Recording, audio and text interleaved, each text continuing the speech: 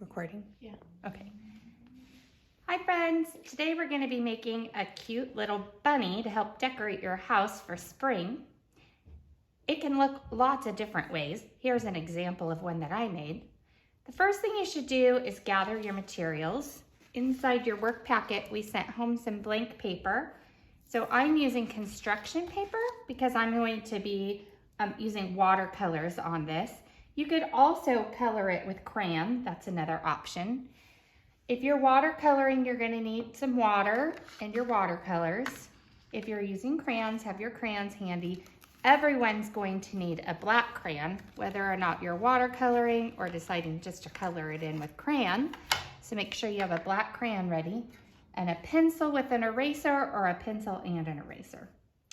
So I'm going to start out by finding the center of my paper, and I'm just going to put a little dot. I'm making it light. It's just a reference point for me. It's just so I have an idea on where I want to draw. I'm going to start by drawing a tall mountain. I'm going to start on the bottom of the paper and end at the bottom of the paper. And I want to make sure I'm using the whole paper so my bunny is big.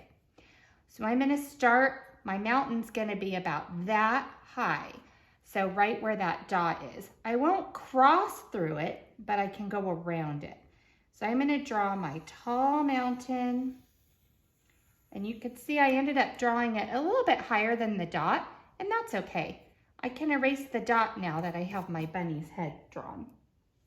The next step I'm going to do is I'm going to draw her ears. So in this bunny, you're going to start on one side of the head and draw a curve up. And then you're going to start at the top of that curve and draw a curve going the other direction. And you can repeat that for the bunny's next ear. They don't need to be perfect. Once I'm done with that, I'm going to kind of shadow the inside of that as well. Doing the same thing I did before to draw the inside of my bunny's ears. That got a little bit close to the side, so I'm going to fix that by erasing and drawing that again. Now it's time to draw my bunny's face. The first thing I'm going to do is draw his eyes, which are just two circles. I'll use a black crayon to color those in. And then I'm going to draw his cheeks. His cheeks are going to be two ovals. There's one oval. Then I'm going to draw one right next to it and kind of connect it. Then I have to draw a long rectangle underneath here. I'm going to start almost to the very edge of my oval here and draw a straight line down. And I'll do the same thing over here, starting almost at that edge, draw a straight line down, and then I'm going to draw a line across. Then I can start right where my ovals connect and draw a straight line down there. And I just made teeth for my bunny. Now I have to add a little nose. I'm going to do that by just drawing a short little mountain right on top of those ovals. And I have to add whiskers.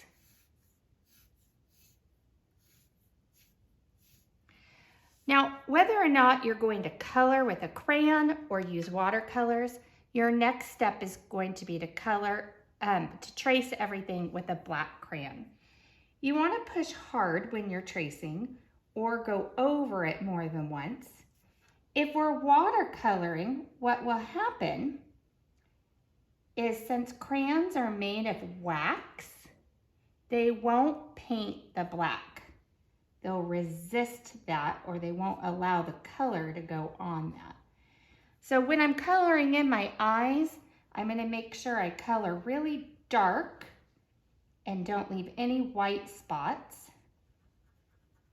So when I paint, none of the paint will stick to the eyes. They'll stay black.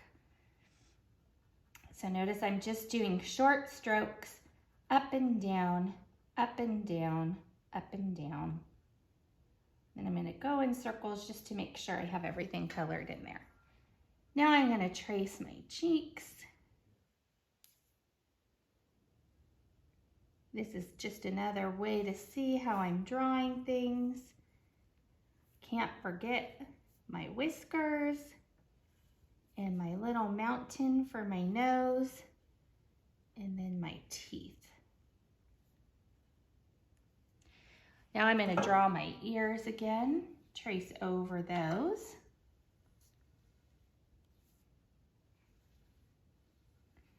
Now bunnies can be a lot of different colors, but you don't even have to follow what the usual color is for a bunny. You can paint them in spring colors. When I'm using my watercolors, if you have some at home, I'm going to dip my brush into my water, and I'm going to get my watercolor palette wet by stirring it around. And I'm going to color the inside of my bunny's, or paint the inside of my bunny's ears first. I think that's a little too dark, so I'm going to add some water to that.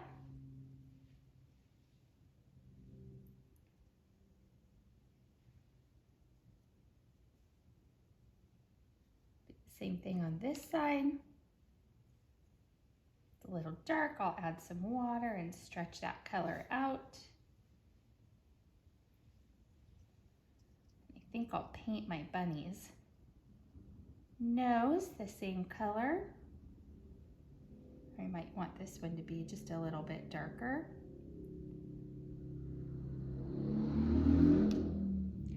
Now I think for this bunny, I'm going to paint him purple, but I'm going to stick to one color. I might leave his little cheeks white. If I choose too many colors, it'll start to look messy.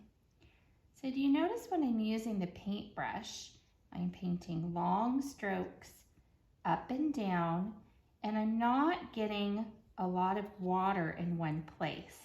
If you do, you're going to find that it rips the paper. We don't want that. And I'll paint my other ear. I'm using those long strokes, trying to stay in that black line. It's okay if you go a little bit outside the line though.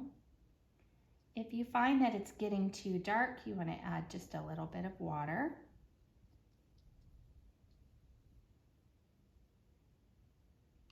And I can see now that I missed some of my ear here and here, so go back and color that in. Now I'm going to color my bunny's head. Again, you don't want to use too many colors on this or it's going to end up looking messy. So I'm just doing long strokes up and down.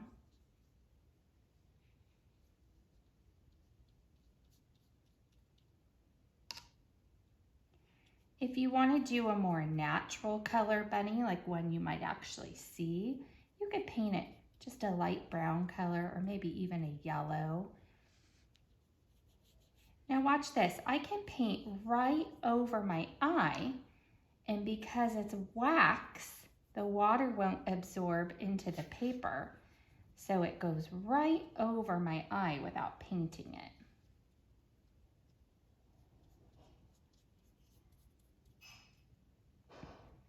Again, I'm painting just up and down, not side to side. Just choosing those directions to stay. I could paint right over my whiskers because of that same reason, that wax isn't allowing the color to absorb.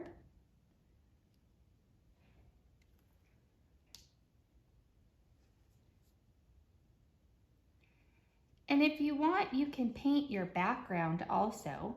I'm going to leave my little cheeks white for now. I might change my mind in a minute.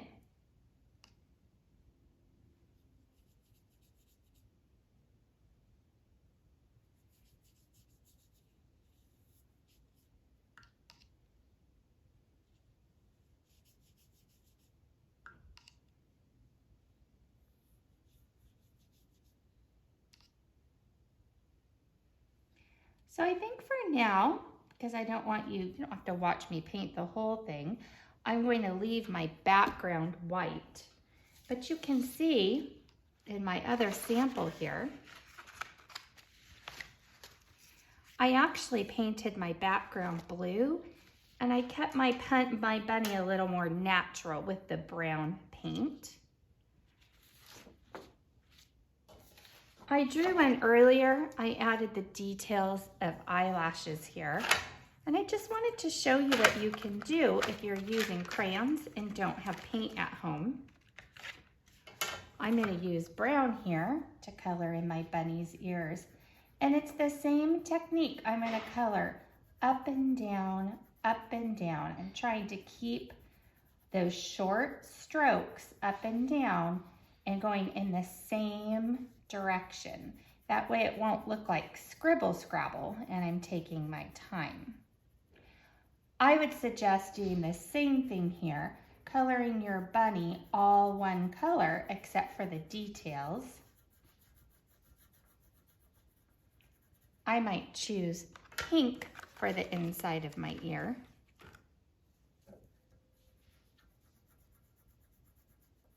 Again, coloring up and down, up and down, up and down.